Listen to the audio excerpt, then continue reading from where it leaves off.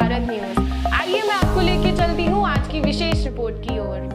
आज हम आपको मिलवाने जा रहे हैं एक ऐसी शख्सियत से जिनको आप बखूबी जानते होंगे। जब कभी भी भगवान राम की बात आती है, जब कभी भी हिंदू सनातन धर्म की बात आती है, उस पर किसी भी प्रकार की कोई टिप्पणी की जाती है, तब एक नाम आप सभी के सामने उभर कर आता है, वो है रागिनी तिवारी का। रागिनी तिवारी जी जो हमेशा अपने हिंदुत्व के लिए आवाज उठाती आई हैं और अपनी मांगों को रखती आई हैं, आज हमारे बीच में है रागिनी तिवारी जी। आइए जानते हैं क्या है इनके विचार सक्रिय भारत के साथ।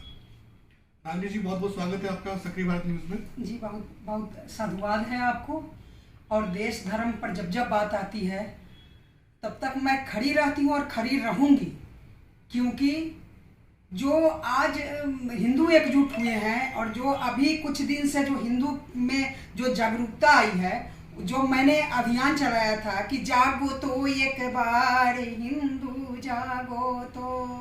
जागो तो, और आज जो हिंदू एकजुट हुए हैं वो देखकर मुझे यही लगा है, केवट प्रसंग मुझे रामचरितमानस की याद आई है कि नाथ आज मैं काह न पावा, मैं क्या नहीं पाई। जो अभियान हमने चलाया उस अभियान में सारे लोग एकजुट हुए और पूरे देश आज मुंहतोड़ जवाब देने को तैयार है। बस शीर्ष नेतृत्व करने वाले को इस बात को समझना होगा कि हम कैसे हिंदू का साथ दें, हिंदुओं का साथ दें। बाकी मैं सदैव सनातन धर्म के लिए खड़ी रहती हूँ, खड़ी रहूंगी। जब तक मेरी जीवन है इस धरती पर तब तक मैं सदैव धर्म देश के लिए काम करती रहूंगी। रागिनी जी, आज समय बड़ा कठिन परिस्थितियों का है। देश के अंदर कोरोना जैसी महामारी आई है, सभी लोग क्या पूरा हिंदुस्तान की जनता त्रस्त है। हम लोग भी अभी बड़ा सैनिटाइज करके एक दूसरे के काफी दूरी से हम लोग इंटरव्यू कर रहे हैं आपका। तो इस विषय में आप हिंदुत्व से अलग हटके क्या एजेंडा रखना चाहती हैं? क्या करना चाहिए हिंदू आज के समय में हिंदू भाई बहनों को? नहीं, सब एक दूसरे का साथ बटाएं, चूंकि मरेंगे तो हम सब मरेंगे।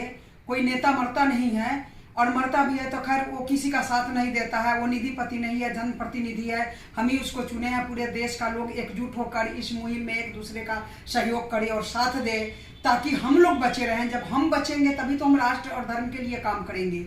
इसलिए हम लोग एक दूसरे का सहयोग करें और एक दूसरे का साथ दें, ताकि हम सब सकुशल और 2 गज दूरी और मास्क है जरूरी, इस नियम का पालन। जी, मास्क तो अभी हमने भी काफी दूरी जरूर रखी हुई है, पर मास्क नहीं है क्योंकि यहाँ पे फुल सैनिटाइज का रूम में हम लोग बैठे हैं। फिर भी रागिनी जी कहना है कि एक दूसरे का साथ दीजिए। रागिनी जी, मैं एक बात आपसे जानना चाहूँगा। आज कल जो केंद्र सरकार है, जैसे कि आप दिल्ली में वो हमारी दिल्ली की सरकार है, लोग लाइनों में लगे हुए हैं, सिलेंडर नहीं है, त्राहिमाम है। इसमें सरकार को क्या करना चाहिए, केंद्र सरकार को क्या करना चाहिए और हमारी राज्य सरकार को क्या करना चाहिए, इस पे आपका क्या राय है, बताइए। देखिए, मैं भाजपा को वोट तो जरूर देती हूँ, लेकिन मैं भाजपाई नहीं हूँ।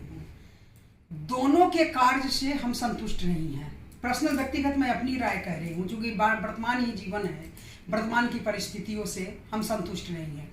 तो खुलकर साथ देना चाहिए और सहयोग करना चाहिए। 1 साल हमने बहुत गंवा दिया है। 1 साल में हमने कुछ नहीं सोचा कि कोरोना से हम कैसे निकल सकते हैं, या कैसे कोरोना जैसे महामारी 1 साल से भी जूझ रहे हैं, लेकिन 1 साल में अभी तक तो कुछ हुआ नहीं है।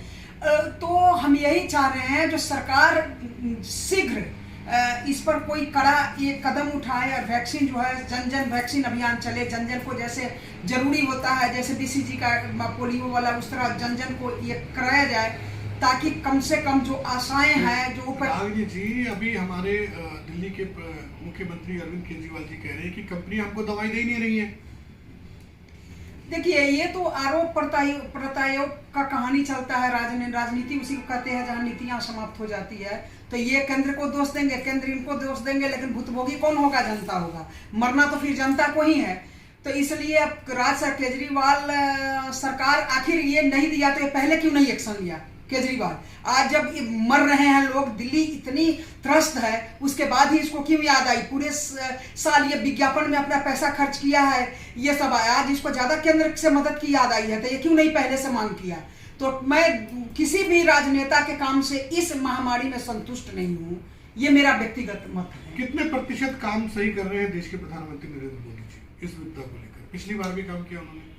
देखिए, कोरोना महामारी के लिए तो मैं संतुष्ट नहीं हूँ, क्योंकि जहां आप खुद आह्वान किए थे कुंभ मेला को बंद करने का, वहां बंगाल में रैली कर रहे थे। मैं थोड़ा सत्य बोलती हूँ, इसलिए सत्य कटु होता ही है, ये धर्म ग्रंथ कहता है जे कटु सत्य नहीं बोलना चाहिए, लेकिन आज मैं बोल रही हूँ। रागिनी जी, रैलियां तो सभी पार्टियों ने की है, सिर्फ मोदी जी ने नहीं की है जी। सभी पार्टियों ने की, जितने दल वहां पर चुनाव में थे सभी ने रैलियां की है। लेकिन हम मोदी जी टारगेट क्यों? लेकिन हम भाजपा को वोट देते हैं तो हम तो अपने परिवार से पूछेंगे, हमको जिसको हम पूछते ही नहीं है उससे हमें क्या मतलब है।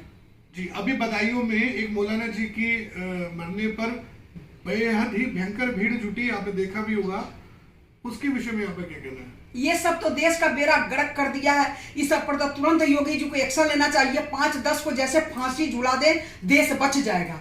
क्योंकि ये सब बदायूं में क्या, हर जगह ईद में देखिए जगह जगह हजारों संख्या में नमाज एक साथ बैठ के पढ़ रहा है। पता नहीं सिस्टम इतनी लाचार क्यों है कि इस सब पर कड़ा एक्शन नहीं लेती है। इस सब पर जिस दिन कड़ा एक्शन हो जाएगा, देश स्वतः सुरक्षित हो जाएगा। इसमें विशेष सोचने की बात नहीं है। और योगी जी पर मुझे पूरे भरोसा है कि योगी जी कुछ ना कुछ एक्शन लेंगे उस पर। अभी कल ईद है रागिनी जी, तो कल क्या शासन प्रशासन को तैयारी करनी चाहिए आपके मत के अनुसार? बिल्कुल तैयारी करना चाहिए, लठ बजाना चाहिए। योगी जी तुम लठ बजाओ, देश तुम्हारे साथ है, ऐसा लठ बजना चाहिए। लंबे लंबे मोटे मोटे लठ बजाओ, जो जब अगर नियम को धजिया उड़ाते, जो भी देखा जाए, सारी नियम कायदे कानून हिंदू के लिए ही क्यों लगा हुआ है। कुंभ तो रुक गया, लेकिन ईद, बकरीद ईद क्या है? ईद आपसे कह दें जो ये हत्या करने की ट्रेनिंग दिवस है, गला काटने की ट्रेनिंग दिवस है। तो इस पर तो तुरंत रोक लगाना चाहिए। पूरे देश के जितने मुख्यमंत्री है, खैर मैं दूसरे दल को वोट ही नहीं देती हूँ तो मैं उससे क्यों सवाल करूँ या उससे आशाएं मैं रखूँ, लेकिन जिसको मैं वोट देती हूँ उससे आशा है कि तुरंत इस पर एक्शन लेना चाहिए। जहां भी 144 लगाना चाहिए। लॉकडाउन राजनीति कितना ठीक है? हाँ, लॉकडाउन तो होना चाहिए, क्योंकि जब महामारी, वैश्विक महामारी है, तो जब तक हम उसमें जो इस चीज से दूरी बना के नहीं रखेंगे तो हम कैसे सफल होंगे वैश्विक महामारी को जीतने में।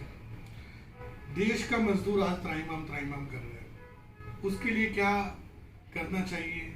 हाँ, कुछ आपका देश कहना तो बहुत सहज है, जब घर में रहो सुरक्षित रहो, लेकिन उनसे पूछो जो रोज दिहाड़ी करके मजदूरी लाते हैं, जिनके घर में चूल्हे जलते हैं, कभी उनको भी झांक कर देखे उनके वैसे बच्चे कैसे खाते हैं, कैसे जीते हैं। बस ये लॉकडाउन में 1 साल के कोरोना महामारी में अगर बेड़ा गर्क हुआ है तो अति मिडिल क्लास परिवार जो है उसका और मजदूर का बड़ा त्रस्त है। और मोदी जी को उस सब के विषय में जरूर सोचना चाहिए और विश्वास है कि वो सोचेंगे। कहाँ पर कमी लगती है आपको? देखिए, सिस्टम ही लाचार हो गई है। अब मैं ये बात कह रही हूँ, सिस्टम ही लाचार हो गई है। त्राहिमाम जनता है, कोई सुनने को तैयार नहीं है।